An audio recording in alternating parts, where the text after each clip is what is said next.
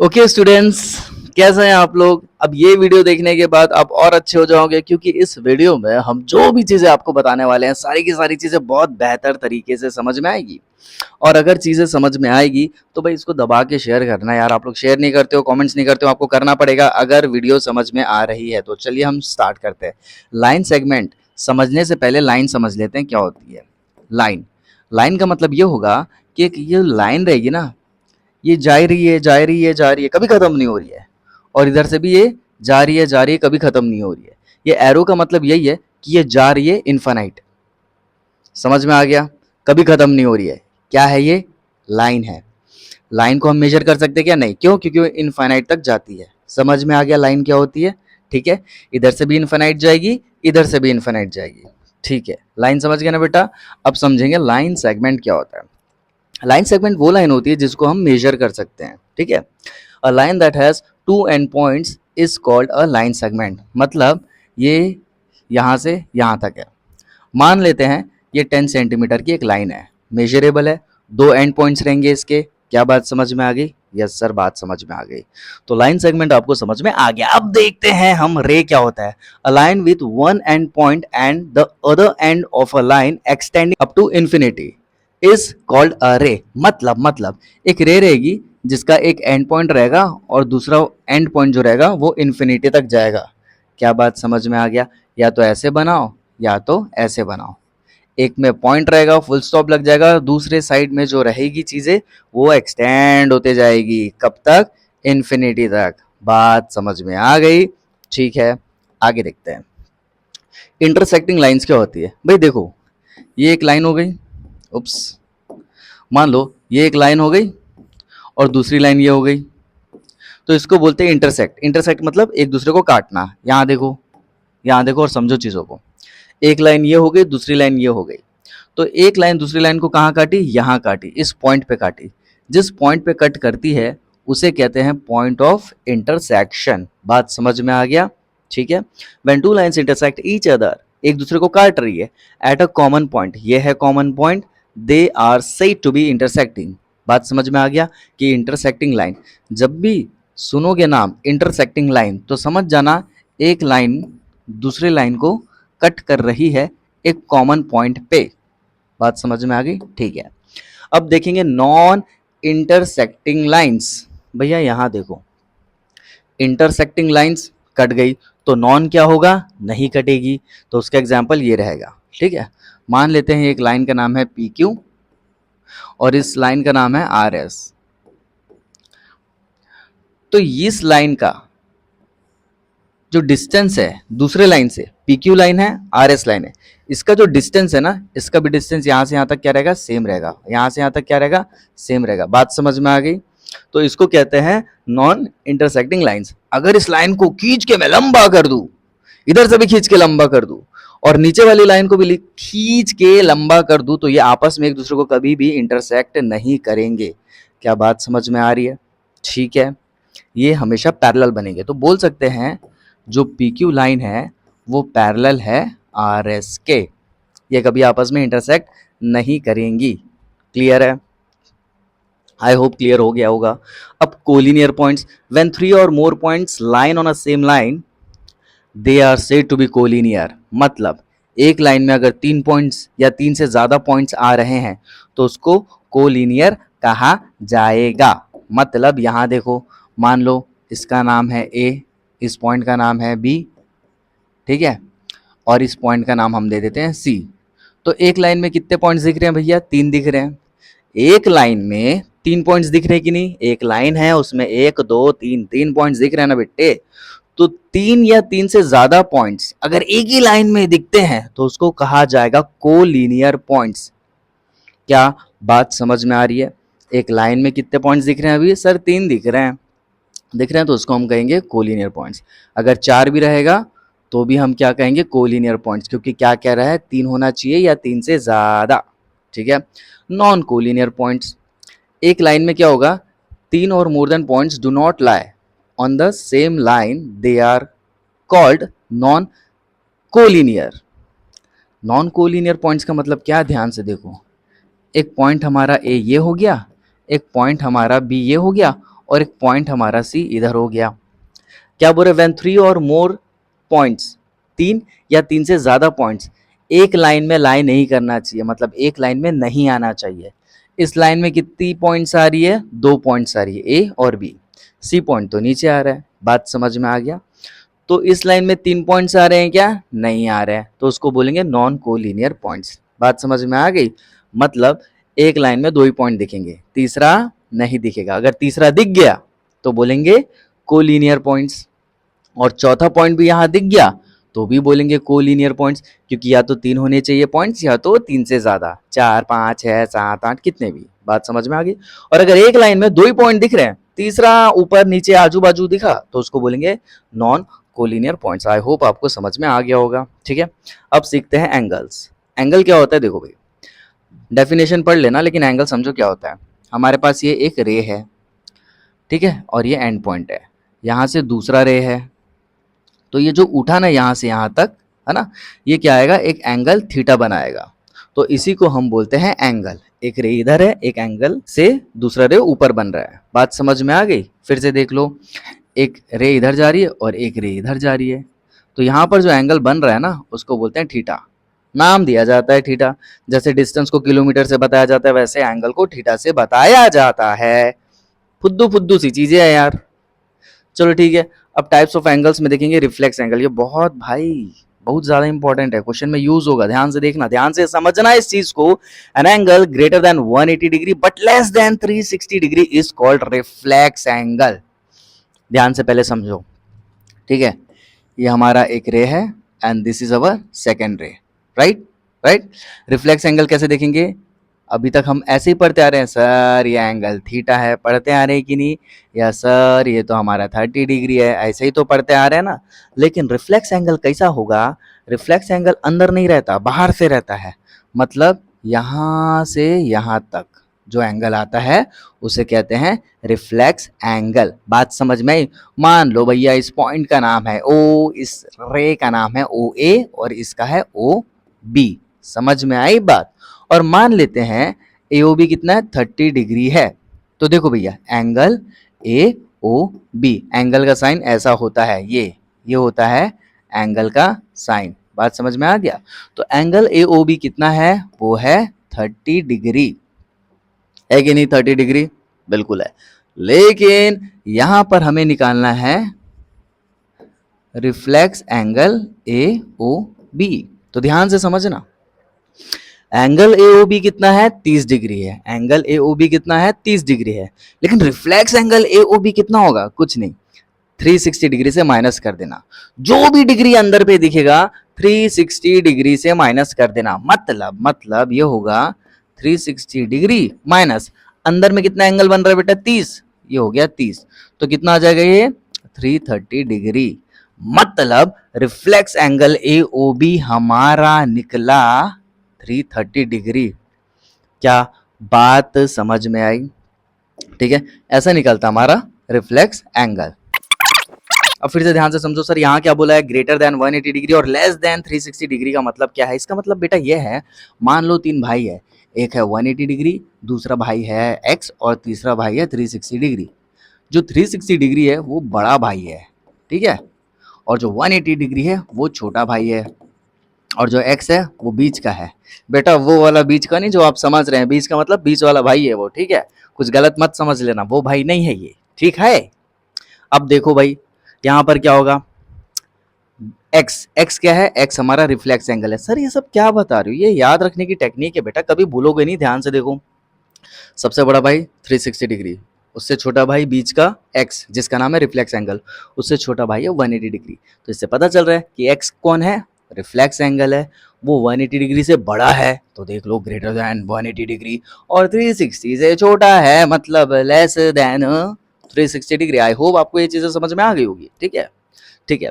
अब acute angle क्या होता है, सर एक्यूट एंगल होता है जो 90 डिग्री से कम होता है। मान लो ये 45 डिग्री है। बात समझ में आई। अब ये तो आपको पहले से आता है इसलिए इसको फटाफट कंप्लीट करेंगे। ऑब्ट्यूज एंगल क्या होता है, जो 90 डिग्री से बड़ा होता है, तो ये मान लो 120 डिग्री हो गया, ठीक है।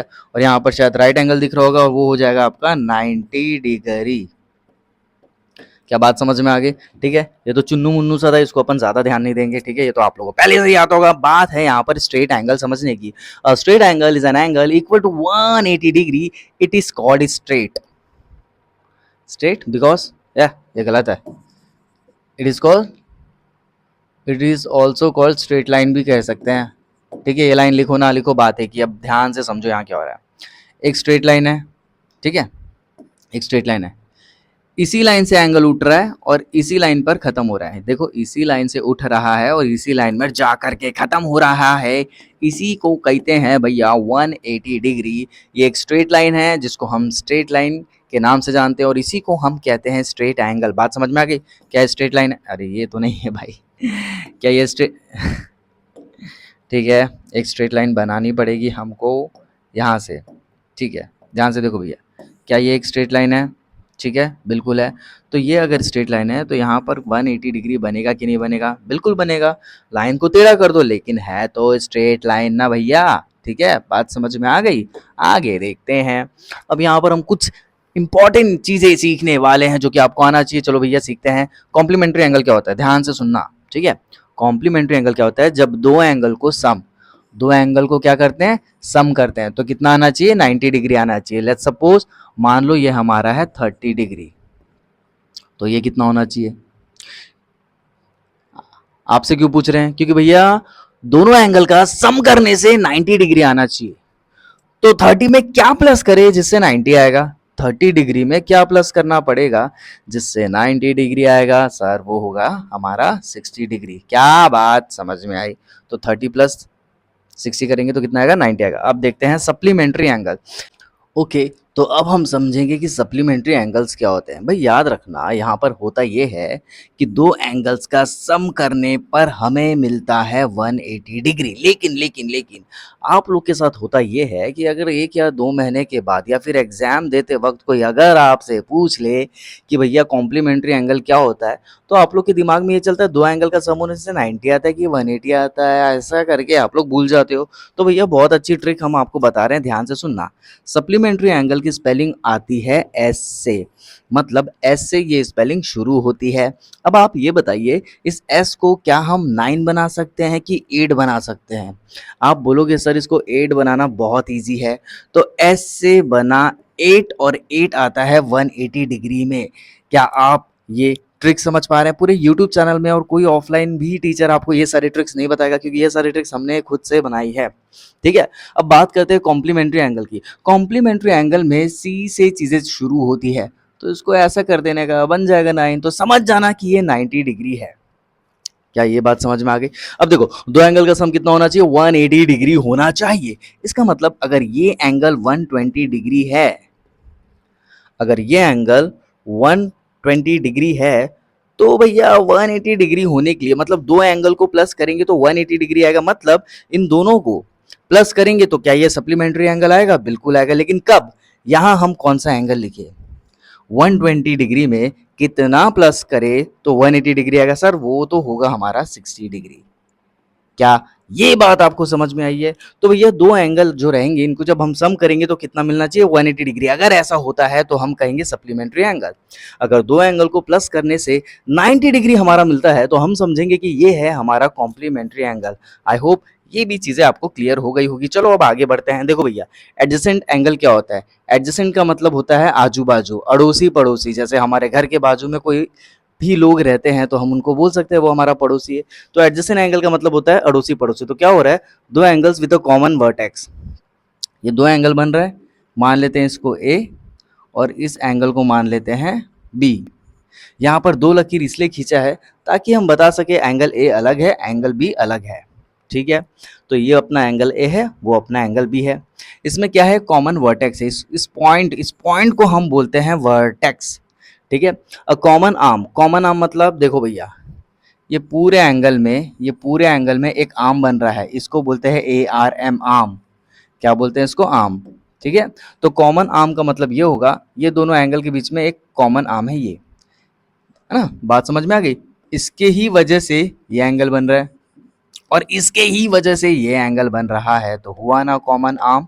आई होप आपको ये चीज़ें समझ में आ गई होगी। And their non common arms, non common arms मतलब ये वाला आर्म और ये वाला आर्म नॉन कॉमन है, ये वाला आर्म और ये वाला आर्म नॉन कॉमन है। ठीक है सर, ये भी समझ में आ गया। अब on different sides of the common arm, भैया देखो एडजेसेंट एंगल का कोई डेफिनेशन आपको कभी पूछेगा नहीं, बस इतना याद रखना कि एक एंगल ऐसा रहेगा, एक एंगल ऐसा रहेगा, ठीक है, और इसके बीच में एक कॉमन आर्म रहेगा, ये है कॉमन आर्म। तो एक एंगल इधर बनेगा, एक एंगल इधर बनेगा, ठीक है, इसको बोलते हैं एडजेसेंट एंगल, मतलब आजू बाजू वाले एंगल, मतलब अड़ोसी पड़ोसी वाले एंगल। ठीक है, बस इतना ही ध्यान में रखना है। अगर ज़्यादा डिटेल में पढ़ना है तो क्वेश्चन में जब ये चीज़ें यूज होगी तो और अच्छे से समझाया जाएगा, लेकिन अभी इतना ही काफ़ी है। अब पढ़ेंगे लीनियर पेयर ऑफ एंगल्स। देखो व्हेन टू एडजेसेंट एंगल्स, अड़ोसी पड़ोसी वाले एंगल्स क्या होते हैं, आर सप्लीमेंट्री। सप्लीमेंट्री का मतलब एस से शुरू होता है, एस को बनाएंगे 8, मतलब 180 डिग्री। क्या बात समझ में आई? ठीक है, तो यहाँ पर हो क्या रहा है कि भैया देखो when two adjacent angles are supplementary, that is they form a straight line at up to 180 degree. Add करने पर कितना आना चाहिए, 180 डिग्री आना चाहिए। They are called linear pair. Linear की पेयर किसको बोलेंगे, मान लेते हैं ये हो गया आपका 60 डिग्री और ये वाली एंगल हो गई आपकी 120 डिग्री। तो इन दोनों को प्लस करके देखो कितना आता है भैया, इन दोनों को प्लस करेंगे तो कितना आएगा 180 डिग्री, और 180 डिग्री का एंगल ऐसा ही दिखता है। तो लीनियर पेयर का मतलब भी समझ में आ गया, दो एंगल को प्लस करने से कितना आना चाहिए, 180 डिग्री ही आना चाहिए। ठीक है, अब करते हैं नेक्स्ट। ये बहुत बहुत बहुत बहुत ज़्यादा इंपॉर्टेंट है, इसको ध्यान से देखना, इससे क्वेश्चंस बनने वाले हैं। ठीक है, देखो हम क्या समझने वाले हैं, करस्पॉन्डिंग एंगल्स, को इंटीरियर एंगल्स और ऑल्टरनेट इंटीरियर एंगल समझने वाले हैं। मान लो ये एक लाइन है जिसका नाम है ए और बी, ठीक है, इसका नाम है सी और डी। क्या ये बात समझ में आ गई? बस ये लाइंस के हमने नाम दे दिए। ठीक है, अब देखो या तो लाइन एक ऐसी आते हुए नजर आएगी उधर से इस साइड, या फिर एक लाइन ऐसी नजर आते हुए दिखाई देगी। तो ये जो लाइन हमने बनाई है ना ऐसे या ऐसे, इसको कहते हैं ट्रांसवर्सल लाइन। क्या कहते हैं, ट्रांसवर्सल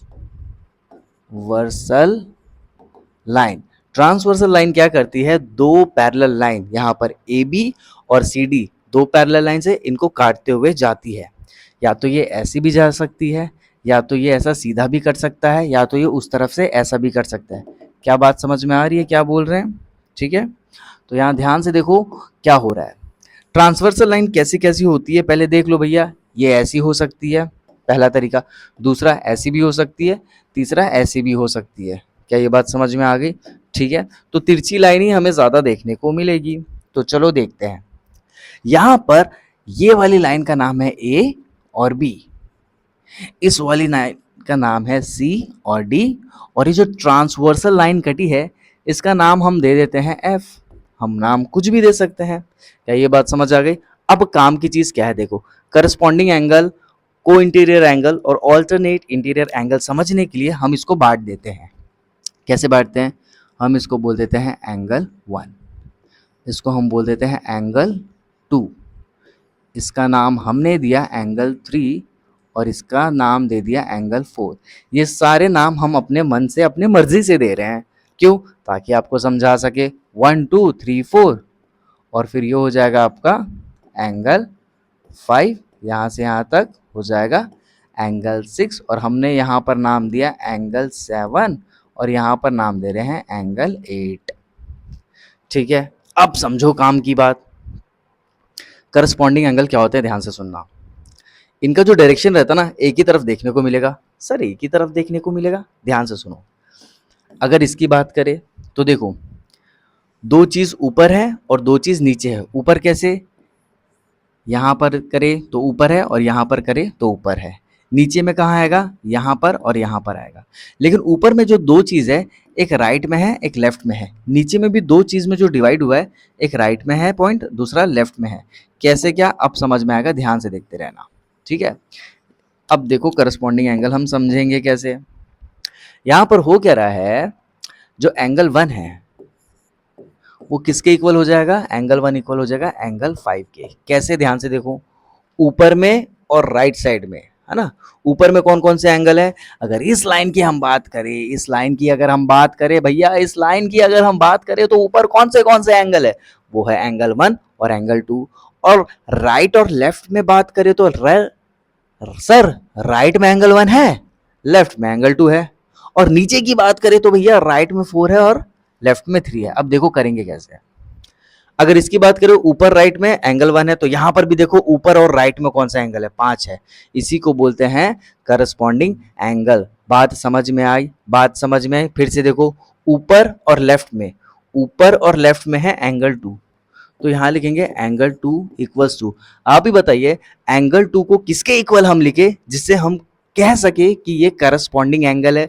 सर ऊपर में लेफ्ट एंगल 2 है, तो यहां पर भी ऊपर में लेफ्ट देखेंगे तो एंगल 6 है, तो ये हो जाएगा आपका एंगल 6। क्या बात आपको समझ में आई?